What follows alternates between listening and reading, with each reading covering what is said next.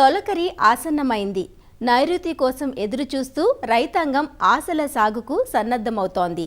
తెలంగాణ రాష్ట్రంలో మార్కెట్ ప్రాధాన్యం ఉన్న పంటలను ప్రభుత్వం నిర్దేశించిన మేరకు సాగు చేసేందుకు రైతులు సిద్ధమవుతున్నారు.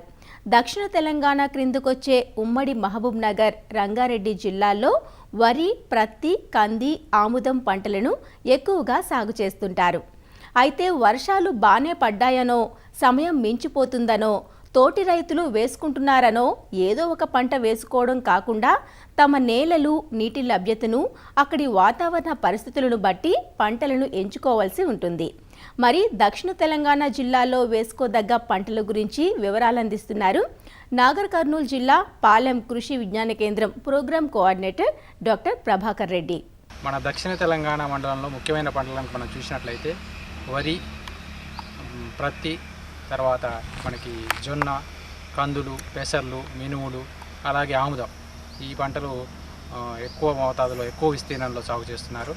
ముఖ్యంగా ముందుగా మనం వరి పంట కనుక మనం చూసినట్లయితే వానాకాలం సీజన్లో తెలంగాణ ప్రభుత్వం సన్నగింజ రకాలను సాగు చేసుకోమని చెప్తున్న పరిస్థితుల్లో మనం అందరం ముఖ్యంగా సన్నగింజ రకాలైన, ముఖ్యంగా దీర్ఘకాలిక రకాలైన బీపీటీ 5204 సాంబ మసూరి అనే రకం, అలాగే WGL 44 సిద్ధి అనే రకం. ఈ రెండు రకాలు కూడా దీర్ఘకాలికమైన రకాలు.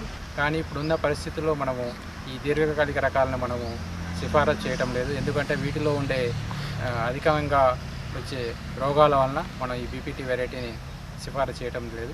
ముఖ్యంగా మనం సన్నగింజ రకాలను కనుక మనం చూసినట్లయితే తెలంగాణ సోనా అనే రకం, RNR 15048 అనే రకం ప్రస్తుతం బాగా ప్రాచుర్యంలో ఉంది. ఇది 125 రోజుల పంటకాలం కలిగి సన్నగింజల రకం. ఎకరానికి 25 నుంచి 30 క్వింటాల దిగుబడి వస్తుంది. లేట్ ఖరీఫ్కి అనుకూలమైన రకం. దీంతోపాటు ముఖ్యంగా జగిత్యాల సన్నాలు, జగిత్యాల మసూరి, లేదా వరంగల్ సన్నాలు, వరంగల్ మసూరి అనే రకాలు కూడా అనుకూలమైన రకాలు.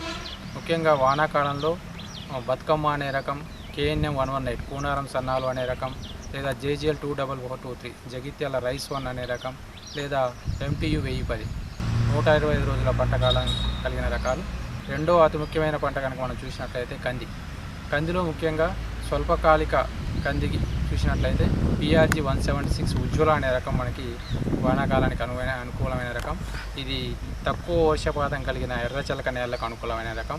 సో ఇది ఎకరానికి 5 నుంచి 6 క్వింటాల వరకు దిగుబడి వస్తుంది. 135 నుంచి 145 రోజుల పంటకాలం కలిగిన రకం. దీంతోపాటు WRG 93, WRG 97 అనే మధ్యకాలిక రకాలు. సో ఇవి రెండు కూడా 140 నుంచి 160 రోజుల పంటకాలం కలిగిన రకాలు. దీంతోపాటు మనకి దీర్ఘకాలిక రకాలైన ఆశ, లక్ష్మి, తర్వాత హనుమ, ఇవన్నీ కూడా దీర్ఘకాలిక రకాలు. 160 నుంచి 180 రోజుల పంటకాలం కలిగినది. సరాసరి దిగుబడి 9 నుంచి 10 క్వింటాల వరకు వస్తుంది. చివరిగా 2 తడులు పెట్టుకునే అవకాశం ఉన్న రైతులైతే ఈ దీర్ఘకాలిక రకాలకు వెళ్ళవచ్చు. మరొక ముఖ్యమైన పంట పెసర్లు. సో పెసర్లో కనుక మనం చూసినట్లయితే MGG 295 అనే రకం 65 నుంచి 70 రోజుల పంటకాలం కలిగింది.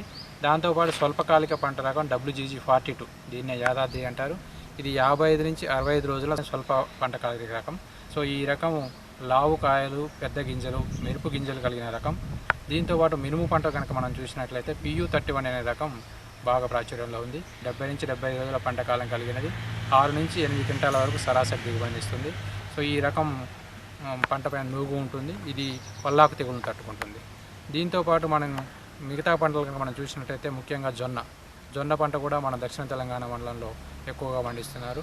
ఇందులో మనం తెల్ల జొన్న గింజలు కలిగిన పంట కనుక CSV 31, అది పాలమూరు జొన్న అనే రకం, లేదంటే CSV 15, లేదంటే PSV 56 శ్రీశైలం అనే రకం.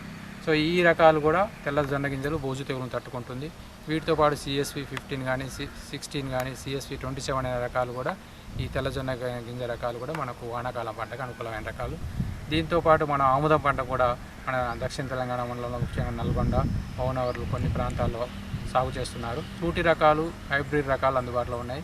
సూటి రకాల్లో హరిత, ప్రగతి అనే రకాలు అందుబాటులో ఉన్నాయి. వీటిలో స్వల్పకాలిక రకం కలిగిన ప్రగతి 120 నుంచి 140 రోజుల పంటకాలం, అలాగే 140 నుంచి 160 రోజుల పంటకాలం కలిగిన హరిత అనే 2 రకాలు సూటి రకాలు. వీటితో పాటు హైబ్రిడ్ రకం, సో PCH 111.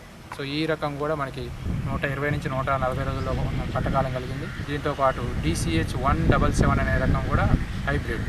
సో ఈ రకాలు కూడా మనకి వానాకాలంలో ఆముదం పంటకి అనుకూలమైన రకాలు.